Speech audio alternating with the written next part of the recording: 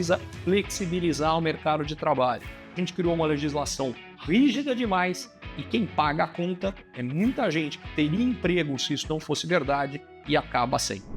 No primeiro trimestre desse ano, a taxa de desemprego no Brasil foi em média de 7,9%, a mais baixa para um primeiro trimestre em mais de 10 anos.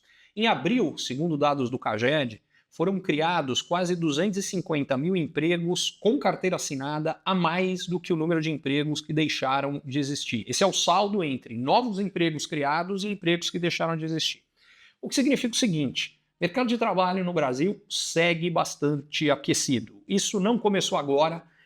Na verdade, em 2022, o Brasil foi o país que registrou a maior queda da taxa de desemprego entre todas as 20 maiores economias mundiais. Em 2023 também.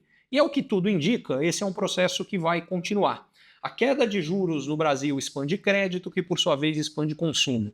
Além disso, a própria queda do desemprego e o aumento do salário real em função de salários que estão subindo mais do que a inflação aumentam o consumo, o que leva empresas a venderem mais e a contratar mais. O que isso significa é o seguinte: o Brasil vive atualmente a fase que eu chamo de círculo virtuosa da economia. A economia se move em ciclos alternados. Uma fase é a fase do círculo vicioso, que é quando a economia vai piorando, a piora da economia cria algumas situações que pioram ainda mais. A gente está vivendo o contrário. A fase onde a coisa melhora e a melhora da atividade econômica cria condições para que ela melhore ainda mais. Quando isso termina, quando a gente chega num ponto em que a taxa de desemprego fica tão baixa, mas tão baixa, que as empresas não conseguem encontrar quem trabalhar, tem que pagar muito mais para encontrar alguém para trabalhar, e aí os salários começam a subir tão rápido que o aumento da produtividade não consegue acompanhar. Nessa hora, o aumento de custo de produção que as empresas sentem é repassado para os preços, a inflação começa a subir, a inflação é um imposto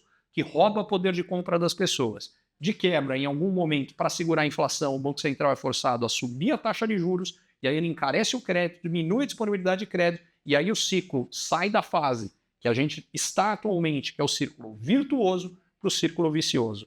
A parte positiva no Brasil é que, apesar de toda essa queda de taxa de desemprego que nós temos, o Brasil ainda tem a segunda taxa de desemprego mais elevada em todos os países do G20. O que significa que a gente deveria ter bastante espaço ainda para reduzi-la. Para que isso seja verdade, a gente precisa flexibilizar o mercado de trabalho.